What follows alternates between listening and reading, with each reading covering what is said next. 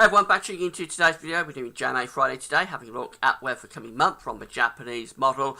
We'll also have a look at CFS V2 as well. It takes us off into towards the start of July, can you believe, with this update. We'll have a look at weather as week to 10 days and also see what's going on with the thunderstorms. So a lot going on. It's going to be a very interesting video. I hope you enjoy it. Now, very good fact to say about the ads. There's links to articles on all of the pages at Gasworth.com. Have a browse through your widgets. Any articles that you're interested in, please click through. You're going to go off and read the article, and of course you're going from Gasworth. This is where an article is. We can really see what you're doing. Thanks very much for doing that. So starting off with the situation today, this is a radar picture from the weatheroutlook.com, and I'll link to Weather Outlook on the links page. Two distinct areas of precipitation on the radar picture. This massive rain up across Scotland is a cold front. You can see it does trail down into the Irish Sea. It's a weakening feature. It's going to be pushing eastwards across the country through the rest of today and into tonight, bringing cooler, fresher air in off the Atlantic. Now, the other area of precipitation is down in the southeast, and it's in the form of showers and thunderstorms. We did have some quite nasty thunderstorms in the southeast earlier on this morning. You can see that the most vibrant of the colours now is actually to the east of the country. So the worst of the thunderstorms already going off into the North Sea and clearing the UK. Although we do have this trailing band of showers stretching through East Anglia and going down into southeast parts of England.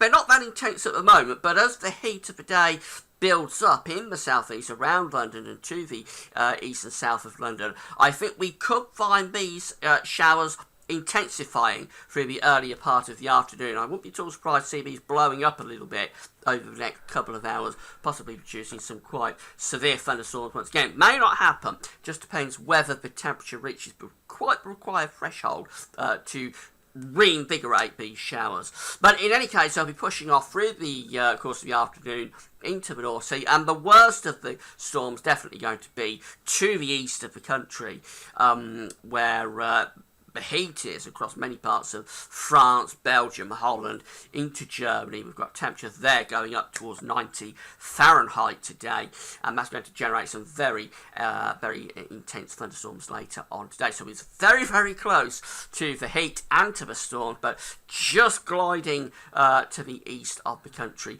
generally. It's all panning out pretty much as it was expected to do.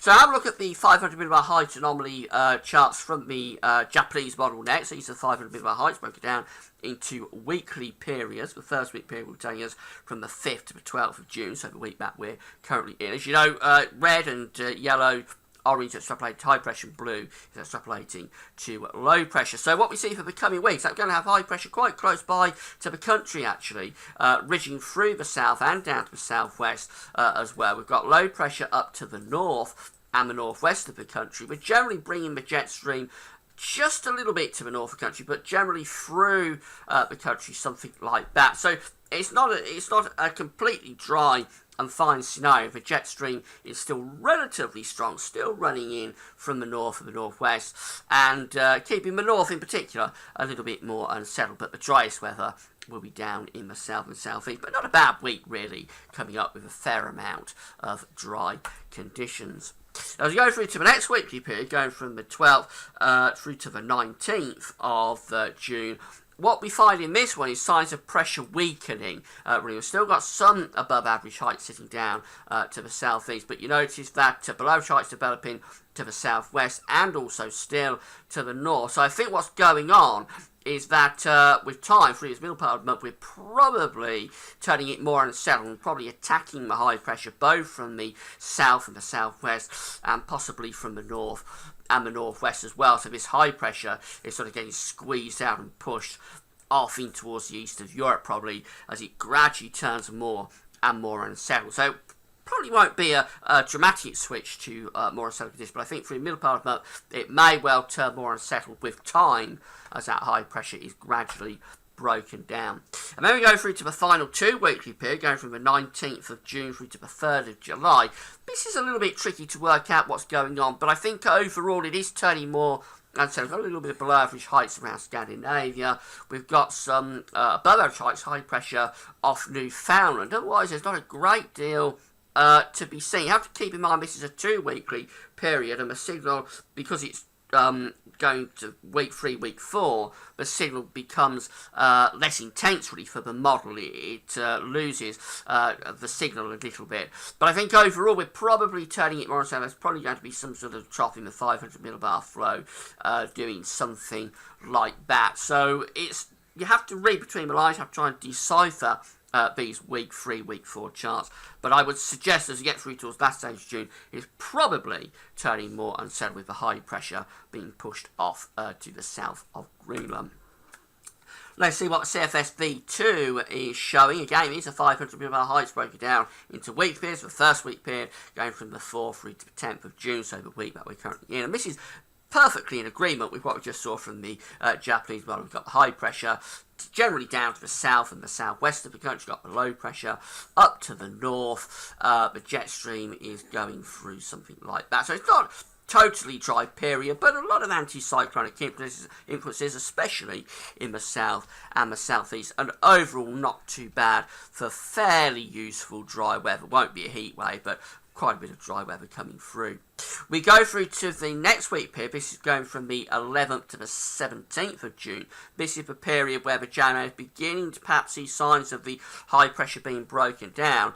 And we see it on the CFS V2 as well. The above average heights is going off towards Newfoundland to the south of Greenland. We've got below average heights developing to the south of the country and up to the northeast. So again, I think it's that idea that gradually with time the high pressure is being broken down both from the west and the southwest and possibly from the north and the northeast as well. So it could well be turning more unsettled through that middle part of June and possibly a little bit cooler as well. Moving through to week 3, again, hints that it's more unsettled. We've got the above average heights in the central part of the Atlantic, some sort of trough of low pressure over France. That's a bit of an odd one. And the flow is going something like that. So we could be under a trough of low pressure there, and particularly to the south and the east, that could be quite wet actually, that area of above average heights. Not an intense area of above average heights sitting over, below average heights sitting over France, but I think it is a trough of low pressure. And in that position, with the high pressure out to the west, that could be quite wet for the south and the east of the country. It's quite an odd chart, actually, from the 18th to the 24th, week 3. But I think it does hint that the south and the east could be quite wet. And then we go through to the week from the 25th of June through to the 1st of July. And again, a little bit tricky to decipher what's going on, but we've got above average heights here to the south of Greenland and also in the east of Europe. And although it doesn't show it, I would assume there is probably some sort of a trough within the 500 millibar flow as the jet stream is going rather like that. So I'll put a question mark there over us, but I do think that's probably a trough sitting between those two ridges to the west and the east. So overall, I think the CFS and the JMA are sort of hinting, although it's only sort of a weak signal, but I think they're both sort of hinting that the second half of June could be a good deal more unsettled compared to the first half of the month. And as I've explained in recent videos, we have got these events going on in the second half of June. We have Glastonbury, Wimbledon, always a very important time for the weather as these events take place. So if it is turning more unsettled in the second half of June, that isn't going to be very good at all for those events. The temperature anomalies stack up like this. CFS V2, we start off for week 1. Interestingly, quite cool, and that does take into account the warmth that we've got at the moment. It's a one-day wonder, but it is very warm down in the south and the east. But a cooler than average week anyway, being signalled from the 4th to the 10th of June, and that's the case for the week from the 11th to the 17th as well, generally coming out very modest with the temperatures. Week 3, the 18th to the 24th, shows again near normal to below average really. The anomaly is coming up a little bit, so it's not as below average as it was for week 1 and week 2. That's probably just because it's further away and the signal is weaker, but overall certainly nothing exciting going on with the temperatures there. And for the final week, week 4, from the 25th of June through to the 1st of July, again around average, maybe hinting at a little bit below average as well. So certainly no sign of any extended heat waves coming up so far going through June on the CFS V2. Rainfall anomalies, precipitation anomalies come out drier than average for the coming week. You would expect that because it's going to be fairly anticyclonic, albeit not generating any particular warmth. Week 2 comes out again a little bit drier than average, so that takes us through that period where high pressure is possibly breaking down a little bit. So it does hint, but it's not as dry, and that's probably because it's a transitional period, starting off quite dry around the 11th, 12th, and then going more unsettled by the 15th, 16th, 17th. We go through to week 3 with precipitation anomaly, and it's near normal by that time. So it's not seen a very wet period, but it is certainly turning wetter compared to the first half of the month, with the anomaly going to around average with precipitation. And that's how we go into week 4 as well, with rainfall anomalies coming out near normal. So not seeing a desperately wet second half to June, but it is seeing a wetter second half of June compared to the first half. If I have a look at weather for next week, 10 days, those are experimental models. These are sort of tried and tested. This is the GFS shorter range model. This is for the middle of next week. We find high pressure building back in, so this is a good representation of what you're seeing from the JMA and the CFS V2. Really, high pressure will be close to the country through next week, keeping it mainly dry, albeit not with terribly exciting temperatures. But we go through into the second half of next week, and the idea from the GFS this morning is to take that high pressure back into the Atlantic, start to retrogress it a little bit. Retrogress is where we go from east to west, as opposed to the normal flow, which is zonal, west to east. We take that high pressure out to the west country, retrogress it a little bit towards Greenland, start to pull down these very cool northerly winds. So that's not great. As we go through to Saturday the 13th, we're in a northerly flow there. Possibly bringing some showers down, certainly very cool temperatures for the time of year anyway, as well. By day 10, that high pressure is trying to reach back in from the west once more. How long that would last, I'm not sure, because the Atlantic looks as though it's getting into more of an unsettled phase with these areas of low pressure beginning to develop south of Greenland.